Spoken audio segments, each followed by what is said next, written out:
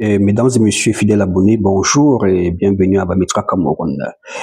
Voici ma table de travail. Nous sommes le lundi 8 décembre. Voilà, j'ai une commande. Ça, c'est le traitement d'une dame.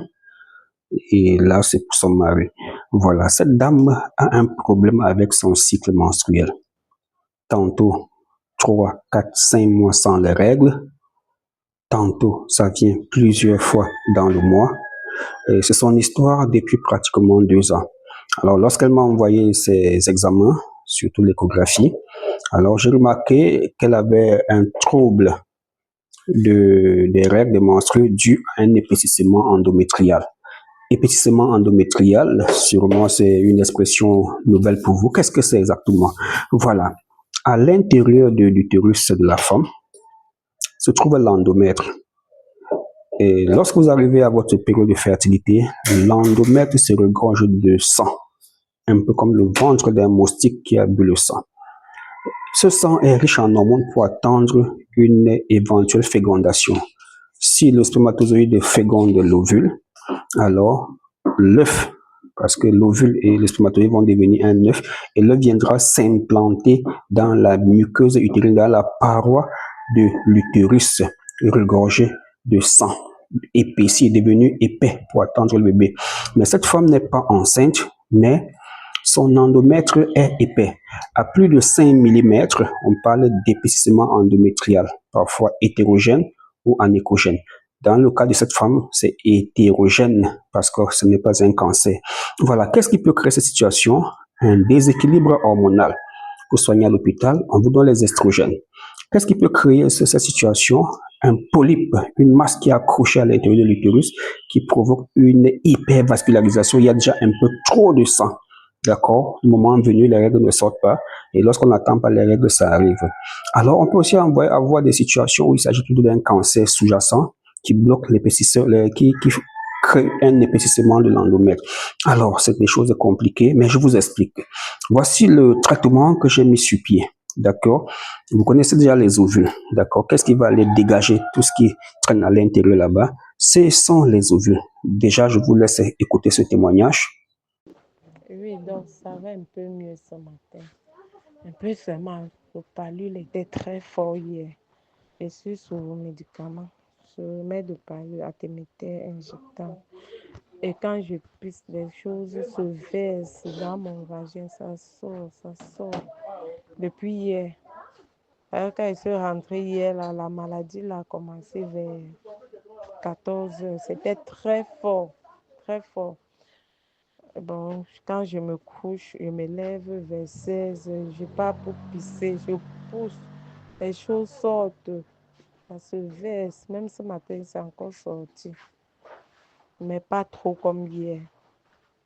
Ça va juste un peu seulement. Bien, voilà. Donc, on a les ovules, le remède pour se purger, pour dégager le gros intestin par derrière. On a ce remède pour dégager le ventre, l'abdomen. Et on a le remède qui intervient dans les cas de synéchie utérine. On vous opère, on gratte un peu votre endomètre, et plus tard, il y a une plaque comme une cicatrice là-bas, ça durcit, vous ne voyez plus vos règles. Voici le remède. Docteur, on m'avait opéré des myomes, mais depuis là, je ne saigne plus bien. Depuis là, je ne saigne même presque plus. Donc, voici le remède qui va vous aider. D'accord? On peut avoir aussi une endométriose, on saigne en caillot, d'accord? Quand ça a commencé, on pensait que c'est les règles douloureuses. Alors, ma fille est patiente, quand tu vas accoucher, ça va partir. Mais depuis que tu as accouché là, tu as toujours mal lors de tes menstrues et tu saignes abondamment. Attention, il faut aller faire une échographie, c'est l'endométriose, l'inflammation de l'endomètre. On a pensé qu'une fois que les règles vont se stabiliser, on va lui donner ce remède, ovulation plus. En fait, ovulation plus va jouer le rôle des estrogènes, d'accord? Stabiliser les hormones, d'accord? Stabiliser les hormones. Une fois que les hormones sont stabilisées, vous allez voir votre glande cervicale, vous allez ovuler et l'endomètre va revenir à sa place. Cette femme s'est plainte des picotements, des pertes blanches abondantes et des petites blessures au niveau de son appareil intime. Voilà pourquoi j'ai mis dans son colis ce sachet d'antibiotiques à large spectre qui va attaquer les chlamydia, syphilis et autres. Voilà, mesdames et messieurs, c'est de cette manière que nous prenons en charge. En passant, j'étais à un mariage hier et j'ai ramené la cola, c'est le symbole du partage. Concernant son mari, on va pas faire une transition. Voici les produits de son mari. Ce remède, c'est pour booster ses spermatozoïdes, pour donner une bonne mobilité, une bonne vitalité, parce qu'il a une oligo-asténospermie.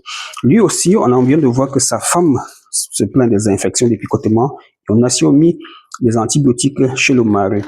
Sachez déjà que les spermatozoïdes qui enceintes, qui fécondent le l'ovule de la femme, sont produits par les testicules. Voilà pourquoi nous avons mis ce remède pour aller au niveau des testicules, tout nettoyer, stimuler les veines, nettoyer les éventuels varicocèles, les éventuels hydrocèles et stimuler la spermatogénèse. Alors, on a aussi mis pour ces spermatozoïdes de la vitamine E. C'est un puissant antioxydant parce que les hommes stressent, ils travaillent beaucoup, ils mangent mal, ils consomment de l'alcool, ils stressent, ils ont trop de problèmes à gérer. Et qu'est-ce qui va se passer? Ils auront trop de radicaux libres dans le sang. Le sang, c'est le sperme, la cellule. Le sang est à l'origine de la vie. Alors, les spermatozoïdes vont être impactés. Nous avons mis Men's Fertility, d'accord, support.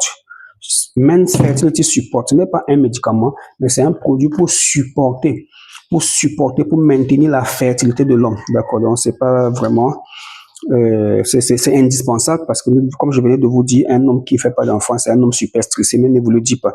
Alors, mesdames et messieurs, nous sommes à Douala au Cameroun. Écrivez-nous, discutez avec nous, envoyez-nous nouveaux examens. Voilà, parlant de cette dame, elle avait aussi des trompes bouchées. Voilà. Trompes bouchées, comment est-ce qu'on parvient à déboucher? Ovule, puce, d'accord, antibiotiques, parce qu'il s'agit là d'un cas de salpingite. À bientôt.